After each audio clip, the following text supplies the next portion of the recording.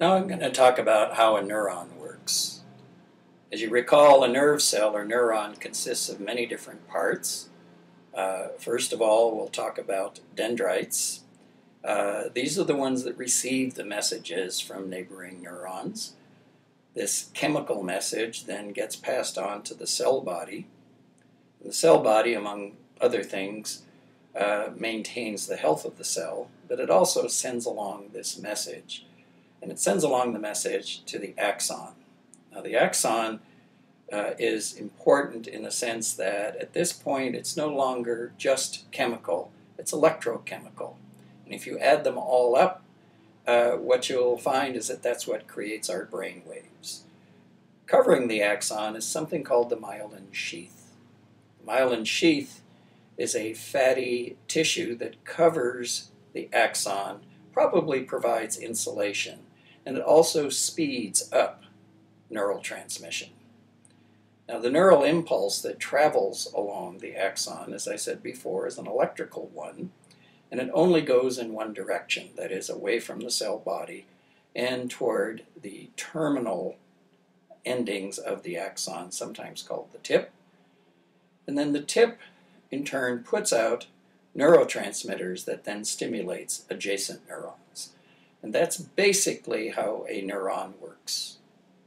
The electrical charge that goes down an axon is called the action potential. It is a neural impulse, a brief electrical charge that travels down an axon away from the cell body and is generated by the movement of positively charged atoms in and out of the channels in the axon's membrane. Two terms that relate to the action potential are depolarization and hyperpolarization. Depolarization occurs when positive ions enter the neuron, making it more likely to fire an action potential. Hyperpolarization occurs when negative ions enter the neuron, or if you will, positive ions leave, making it less prone to fire an action potential. A key idea when it comes to a nerve firing or not is that of threshold. Threshold means that each neuron receives depolarizing and hyperpolarizing currents from many neurons. When the depolarizing current, positive ions, minus the hyperpolarizing current, negative ions, exceed a minimum intensity, which we call threshold, the neuron fires an action potential. The important point to remember is unless it reaches this threshold, there is no response, and we call that the all or none response. Several action potential properties need to be noted. As I said before, the all or none response occurs when the depolarizing current exceeds the threshold and the neuron fires. However, if the depolarizing current fails to exceed the threshold, it will not fire. Not only that, if it fires at exactly the same intensity. It remains the same throughout the length of the axon. So we don't have nerves that fire strongly or weakly. They either fire or they don't. Once a nerve fires, it takes a while for it to be able to fire again, and we call this period the refractory period. After a neuron fires an action potential, it pauses for a brief period to recharge itself in order to fire again. There are mechanisms called sodium-potassium pumps that push positive ions out from inside the neuron, making them ready for another action potential. So the way to think about a nerve is that it fires like a gun. That is, fire, brief pause, fire, brief pause, fire, brief pause. Now I want to talk about how neurons are connected to one another, that is, connections across a gap called the synapse.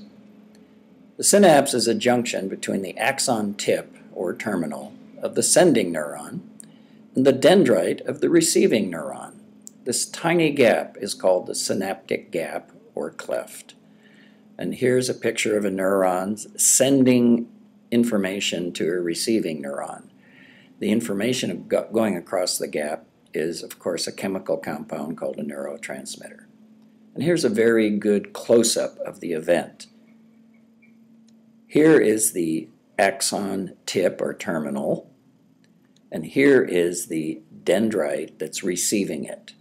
And inside the terminal or tip are little vesicles or containers that have the neurotransmitters in them. And the action potential, which goes in this direction, actually encourages them to cross the synaptic gap, and the dendrite receives the neurotransmitter, and then once it receives the neurotransmitter, if it achieves threshold, it too then fires and activates nearby neurons. Now we're going to talk about neurons really operating as a system. There is really no such thing as a single neuron that operates all by itself, or even for that matter, a string of neurons like a string of lights that operate. They actually have many interconnections with many other neurons, and they really operate as a system. These networks are very, very complex and not fully understood at this time, but more importantly, every time you do something, every time you think, hear words, build a model airplane, almost anything, you're actually modifying the relationship in these neural networks. And with growth and experience, your networks in your brain actually grow and change. And here's a schematic representation. It turns out that almost any neuron can be connected with almost any other neuron.